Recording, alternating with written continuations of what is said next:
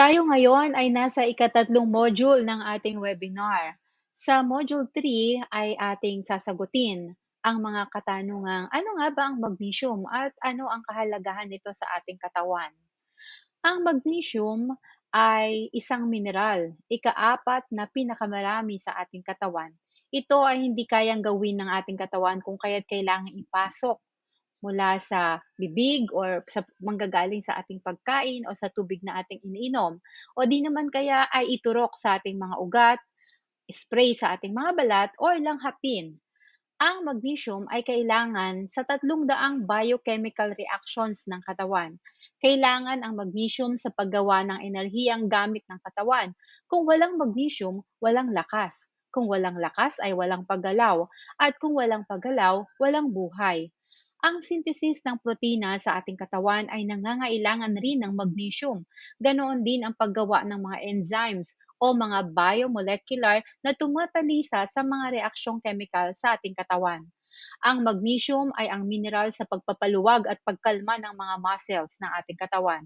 Kailangan ito ng ating mga ugat at sa pagpaparami ng mga cells ng ating katawan. Bakit mahalaga ang magnesium para sa kalusugan at pagpapagaling ng mga sakit? Alamin natin. Kailangan ng magnesium sa regulasyon ng pressure ng dugo. Pinaluluwag nito ang daluyan ng dugo. Ito ay isang natural na calcium channel blocker. Ang calcium ay nagpapakipot sa mga daluyan ng dugo. Isinasaayos rin ng magnesium ang paggagawa ng aldosterone sa ating katawan. Ang aldosterone na ginagawa ng adrenal glands ang siyang kumokontrol sa tamang likido sa katawan. Kung mataas ang dami ng likido o ng tubig, ito ay nagpapahirap sa pagtibok ng ating puso. Sa tulong ng magnesium, mapapanatili ang tamang dami ng likido sa ating katawan. Importante rin ang magnesium sa regulasyon ng tamang dami ng asukal sa dugo. Nakatutulong ito sa pagsasagawa ng tamang dami ng insulin. Sa paghahatid at pagtanggap ng insulin sa mga selula ng katawan, pinoprotektahan din ng magnesium ang mga beta cells sa ating pancreas na siyang karaniwang gumagawa ng insulin hormone. Ito ay kaugnay sa pagsasagawa ng enerhiya sa ating katawan. Alam nating importante na magkaroon ng malakas na immune system upang malabanan ang mga virus, bacteria, or fungal infection at iba pang foreign invaders sa ating katawan na nagdudulot ng sakit. Kailangan ng magnesium upang masawata ang mga inflammatory response.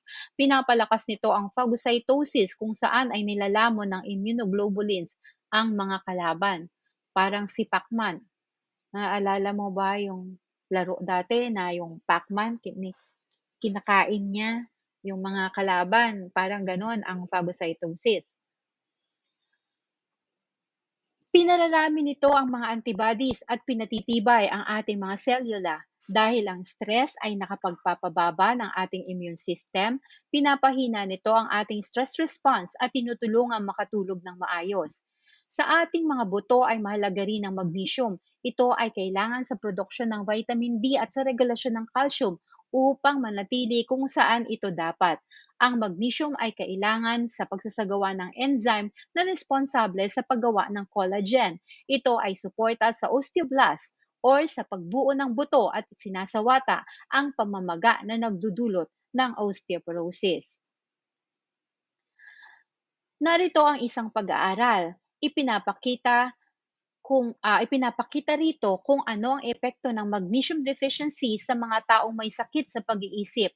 Ang mga taong may sakit na ADHD, anxiety, bipolar disorder, depression, PMS or premenstrual syndrome, at schizophrenia ay naitalang may kakulangan sa mineral na magnesium. Makikita sa ulat na ang sakit na aggression lamang ang nagpapakita na hindi deficient sa magnesium ang katawan ng mga may sakit na aggression.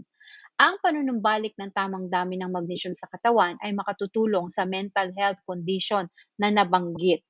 Ito ay nakita ko sa aking pagtugon during war on drugs, no? Ang karamihan sa mga substance abuse withdrawal syndrome ay nandirito So, may ADHD, may anxiety, bipolar disorder, depression, PMS, schizophrenia, ay nakitaan ang mga nagwi-withdrawal or gumamit ng pinagbabawal na gamot at natulungan sila na sa pamamagitan ng pag-replete ng magnesium level sa katawan through the skin, through drinking water, through inhalation. Saan nating maaaring makuha ang magnesium? Ang magnesium ay sagana sa berdeng dahon, sa mga nuts and seeds, whole grains, legumes, at ganon din sa isda, lalo higit sa dark chocolates. Maaring makakuha nito sa mga food supplements na may kasamang minerals o yung mga tableta or capsules ng food supplements. Ang magnesium ay natural earth metal mineral. Kasama itong matatagpuan sa tubig at sa lupa. Sa mga lawa, ilog at dagat ay mayaman sa magnesium. Noong ako ay nagpunta sa India, mayroong mud therapy na kasama sa serbisyo sa kanilang hospital, kung saan ay binabalot ng putik ang katawan ng may sakit. Sa aking pagsasaliksik, ang putik na ginagamit nila ay mayaman sa magnesium at iba pang minerals. Malamig ito sa pakiramdam kahit na mainit ang kapaligiran dahil sa taas ng magnesium content. Sa Pilipinas naman ay ginagamit ang hot spring sa pagpapagaling ng mga may sakit. Ang hot springs ay mayaman sa sulfur at magnesium. Ang init galing sa bulkan mula sa malapit na ang init mula sa ang init galing sa bukal mula sa malapit na bulkan ay nakatutulong din. Dahil sa ating mga gawain at limitasyon ng dami ng magnesium na maaaring maipasok sa ating katawan, sa, kala, sa kalayuan, no, ng mga natural source ng magnesium, ang Magitech ay nagsagawa ng pag-aaral at ng produkto para mailagay ito sa botelya upang maging madali ang pagdadala ng magnesium sa ating katawan.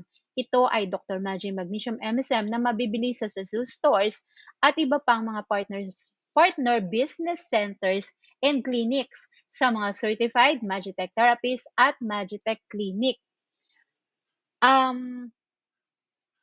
Naalala nyo ba or mayroon ba kayong narinig or mayroon ba kayong experience kung saan kapag kayo ay inuubo ay dinadala kayo sa tabing dagat or sa lawa? Ang process ng evaporation ng tubig ay may dalang magnesium na sumasama sa hangin at iba pang minerals.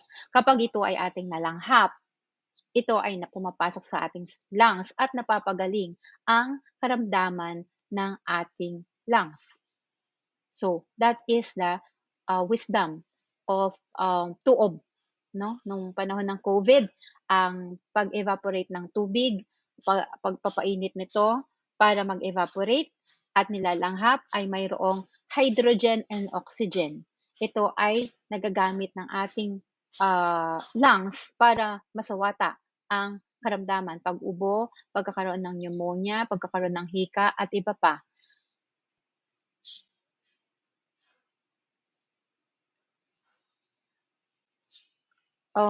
Sa susunod na module ay aking tatalakayin kung ano pa ang mga sakit na maaaring magamot sa pamamagitan ng pagbabalik ng mineral sa ating katawan.